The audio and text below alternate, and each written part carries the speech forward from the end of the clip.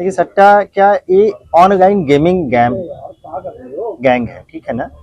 इसमें क्या होता है कि एक हमारे पास एक वादनी आती है और उन्होंने कहा कि मेरे पति ऑनलाइन गेम में करीबन 30 लाख रुपया हार गए हैं और उसके पश्चात जिन्होंने कि इस गेम के मास्टरमाइंड है उन्होंने हमारे जमीन को, हमारे मकान को भी बंधक बना लिया है, उनके पेपर्स भी ले लिए। इस सूचना पर यहाँ पे थाना कोतवाली में अभियोग सुसंगत धाराओं में पंजीकृत हुआ और आगे की कार्रवाई शुरू हुई। एडिशनल एसपी साहब और हमारे जो सीओ सिटी साहब के नेतृत्व में पर्यवेक्षण में और स्वाट, एसओजी और थानी कोतवाली की टीम को इसमें लगाया गया।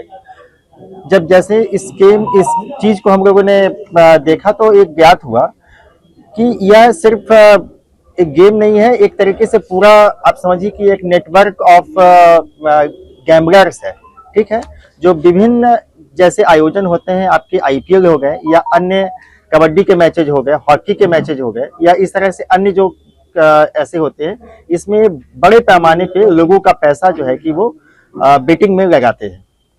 इसकी कार्रवाई का जो इसमें जो मुख्य अभियुक्त है उसका नाम पीयूष मित्तल है, जो और इसका एक साथी है विकास कुमार। इसके अन्य और भी कई साथी हैं, इसके बारे में अभी चूंकि आगे विस्तार से विवेचना भी हो रही है इसमें। तो ये ज्ञात हुआ कि यह पीयूष मित्तल एक डेवलप कराते हैं एक ऐप को और उस ऐप के माध्यम से लोगों को पहले उसमें मेंबर बनाया जाता है। पहले उनका पैसा उसमें, जब तक वो पैसा नहीं देंगे तब तक वो मेंबर में बनेंगे। जब पैसा दे देते हैं और मेंबर बन जाते हैं तत्पश्चात उनको एक लॉगिन आईडी और पासवर्ड दिया जाता है और फिर उसके लॉगिन आईडी पासवर्ड के माध्यम से वो बेटिंग करेंगे। सब जैसे कोई व्यक्ति 50,000 रुपया उसमें इन्वेस्ट किया तो उसको उतने के एवज में कॉइन दिए जाते हैं, उस कॉइन के माध्यम से वो फिर अपना आगे का गेम खेलेगा। ये पैसा अकाउंट से ट्रांसफर होता है। पीयूष मित्तल के 2 मुखौटा कंपनियां इसने बना रखी हैं, उसमें पैसा ही जाता है और फिर वो पैसा जब जाएगा तो कॉइन देंगे। इस तरह से इन्होंने अन्य सैकड़ों लोगों का पैसा जो है कि इसमें बेटिंग में लगवाते हैं। शुरू में वो प्रलोभन के तौर पे वो बेटिंग में इस तरह का है कि वो कस्टमर जीतता है और जीतने के कुछ ही समय के बाद जब उसको एक चस्का लग जाता है तब वह और पैसा लगाता है, उसको और पैसा लगाने को कहा जाता है। और यहाँ से फिर वो जब हारने लगता है तो एक खुद बेटिंग ऐप के कुछ लोग जो है कि उसको फाइनेंस कर देते हैं कि तुम इतना पैसा तुमको मैं दे रहा हूं लोन पे या यहाँ से उठाओ, और उसके पश्चात वो धीरे धीरे इस पूरे जो है कि मकड़ी जाल में फंसता है। जब उसके पास 25-30 लाख रुपया उसके ऊपर बकाया हो जाता है तब वो इसके एवज में औने पौने में उसकी जो संपत्ति है, खासतौर पे जो मकान की संपत्ति है, घरेलू संपत्ति है, वो उसको अपने पास गिरवी रखवा लेता है। ऐसे हमें 12 बैनामे प्राप्त हुए हैं, जिसकी 18 बैनामे प्राप्त हुए, जिसकी आज बाजार में कीमत करीबन 12.5 करोड़ है, जो उसमें काफी हाथरस के हैं। अभी एक वृंदावन का वो ऐसा प्राप्त हुआ है। ये गैंग कितने राज्यों में सक्रिय था? हाथरस के अलावा कितने शहरों में और संपर्क है? ये गैंग कितने राज्यों में सक्रिय था?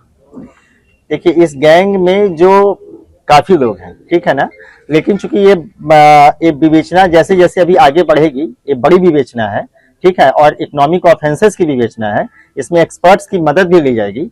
तो इसमें किस तरह से चूंकि पैसा ट्रांसफर हुआ है तो ये मनी ट्रेल भी इसका चेक किया जाएगा कि हम ये मनी कहाँ से आई और कहाँ को गई, ठीक है। तो अभी ये हो सकता है कि इसमें आगे अन्य राज्यों के भी, इसमें जैसा आपने पूछा, अन्य स्टेट्स का भी के लोगों का भी इसमें इन्वॉल्वमेंट है।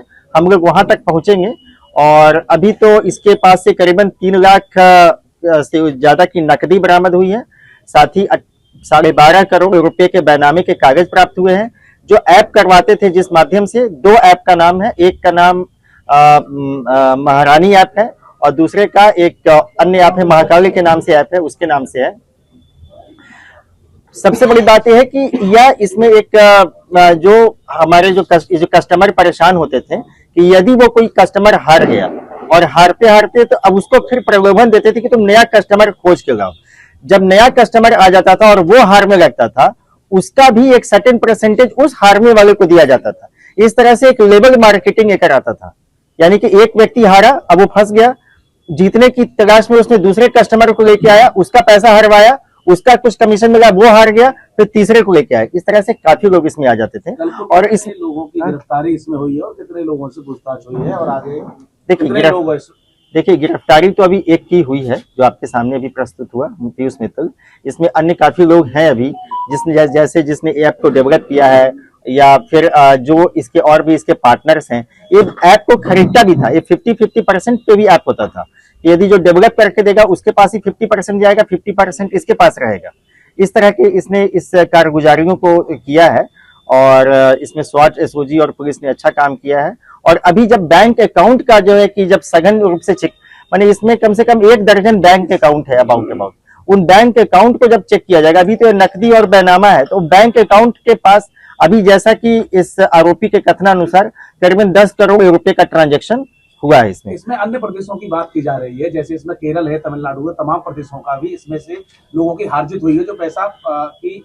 ये क्या है मामला, कितने प्रदेशों की बात अब तक आप सही कह रहे हैं। इसमें बंगाल का भी इसमें बिल्कुल खुला जिक्र है, तो क्या है इसमें बताएं जरा। निश्चित तौर पे इसमें एक से अधिक कई राज्यों के लोग इसमें सम्मिलित हैं, इस गैंग को, इस जो नेटवर्क हो रहा है इसमें।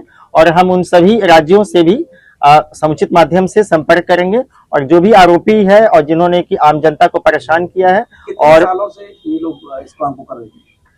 ये करीबन पिछले 3-4 वर्षों से, खासतौर पे जब कोरोना का टाइम आया है, उसके बाद से ये लोग ज्यादा एक्टिव हो गए थे। सर तकरीबन कितने राज्यों से संपर्क है इनका? मैंने कहा ना कि करीबन आधा दर्जन राज्यों के लोगों का इसमें बताया गया है कि 10 करोड़ रुपए का प्रतिवर्ष टर्नओवर था, यानी 50 करोड़ रुपए का टर्नओवर इसमें हो चुका है आपके अनुसार। अभी तो इसने बताया, और बैंक अकाउंट को, हाँ, बैंक अकाउंट को हम लोग और चेक करेंगे, और एक बैंक अकाउंट से दूसरा बैंक अकाउंट का भी जिक्र मिलेगा। अगर आप ये वीडियो YouTube पर देख रहे हैं तो हमारे चैनल को सब्सक्राइब करें और बेल आइकन को दबाना ना भूलें। अगर आप Facebook पर ये वीडियो देख रहे हैं तो हमारे पेज को लाइक करें।